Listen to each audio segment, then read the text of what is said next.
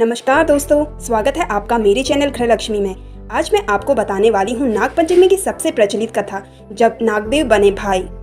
प्राचीन काल में एक सेठ जी के 7 पुत्र थे। सातों के विवाह हो चुके थे। सबसे छोटे पुत्र की पत्नी श्रेष्ठ चरित्र की, दोषी और सुशील थी, परंतु उसका कोई भाई नहीं था।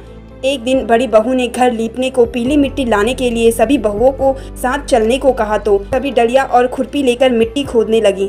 तभी वहाँ एक सर्प निकला, जिसे बड़ी बहू खुरपी से मारने लगी।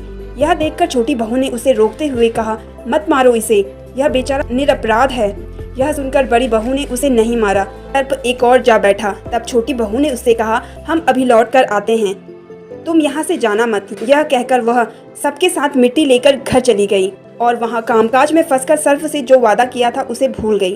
उसे दूसरे दिन यह बात याद आई तो सबको साथ लेकर वहाँ पहुंची और सर्प को उस स्थान पर बैठा देखकर बोली, सर्प भैया नमस्कार। सर्प ने कहा, तू भैया कह चुकी है इसलिए तुझे छोड़ देता हूँ, नहीं तो झूठी बात कहने के कारण तुझे अभी डस लेता। वह बोली, भैया मुझसे भूल हो गई, इसकी क्षमा मांगती हूँ। तब सर्प बोला, अच्छा तो आज मेरी बहन हुई और मैं तेरा भाई हुआ, तुझे जो मांगना हो मांग ले। वह बोली, भैया मेरा कोई नहीं है, अच्छा हुआ जो तुम मेरे भाई बन गए। कुछ दिन व्यतीत होने पर वह सर्प मनुष्य का रूप रखकर उसके घर आया और बोला कि मेरी बहन को भेज दो। सबने कहा कि इसके तो कोई भाई नहीं था। तो वह बोला, मैं दूर के रिश्ते से उसका भाई हूँ, बचपन में ही बाहर चला गया था। के विश्वास दिलाने पर घर के लोगों ने छोटी को उसके साथ भेज दिया। उसने मार्ग में बताया कि मैं वही सर्प हूँ, इसलिए तू डरना नहीं और जहाँ चलने में कठिनाई हो वहाँ मेरी पूंछ पकड़ लेना।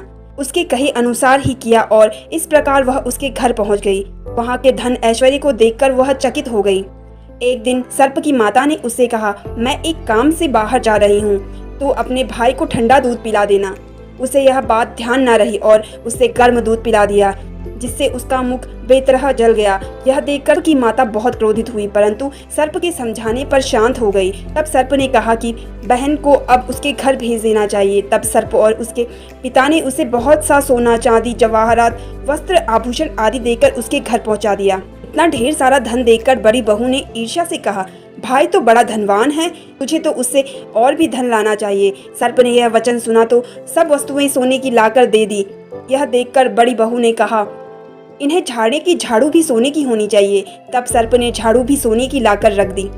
सर्प ने छोटी बहू को हीरा मणियों का एक अद्भुत हार दिया था। उसकी प्रशंसा उस देश की रानी ने भी सुनी और वह राजा से बोली कि सेठ की छोटी बहू का हार यहाँ आना चाहिए। राजा ने मंत्री को हुक्म दिया कि उससे वह हार लेकर शीघ्र उपस्थित हो।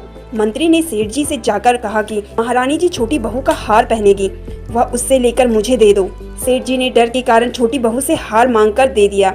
छोटी बहू को यह बात बहुत बुरी लगी। उसने अपने सर्प भाई को याद किया और आने का प्रार्थना किया, भैया रानी ने हार छीन लिया है, तुम कुछ ऐसा करो कि जब वह हार उसके गले में रहे तब तक के लिए सर्प बन जाए और जब वह मुझे लौटा दे तब हीरो और मणियों का हो जाए।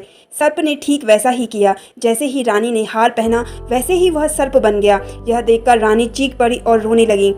यह देखकर राजा ने सेठ के पास खबर भेजी कि छोटी बहू को तुरंत भेजो। सेठ जी डर गए कि राजा न जाने क्या करेंगे। वे स्वयं छोटी बहू को साथ लेकर उपस्थित हुए। राजा ने छोटी बहू से पूछा, तूने क्या जादू किया है, मैं तुझे दंड दूंगा। छोटी बहू बोली, राजन क्षमा कीजिए, यह हार ही ऐसा है कि मेरे गले में हीरो और मणियों का रहता है और दूसरे के गले में सर्प बन जाता है। यह सुनकर राजा ने वह सर्प बना हार उसे देखकर कहा, अभी पहनकर दिखाओ। छोटी बहू ने जैसे ही उसे पहना वैसे ही हीरो मणियों का हो गया। यह देखकर राजा को उसकी बात का विश्वास हो गया और उसने प्रसन्न होकर उसे बहुत सी मुद्राएं भी पुरस्कार में दी। छोटी वह अपने हार सहित घर लौट आई। इसके धन को देखकर बड़ी बहू ने ईर्ष्या के कारण उसके पति को सिखाया कि छोटी बहू के पास कहीं से धन आया है। यह सुनकर उसके पति ने अपनी पत्नी को बुलाकर कहा, ठीक ठीक बता कि यह धन तुझे कौन देता है। तब वह सर्प को याद करने लगी।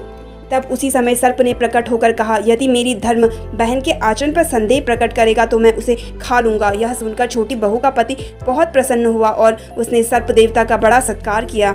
उसी दिन से नागपंचमी का त्योहार मनाया जाता है और स्त्रियां सर्प को भाई मानकर उसकी पूजा करती हैं।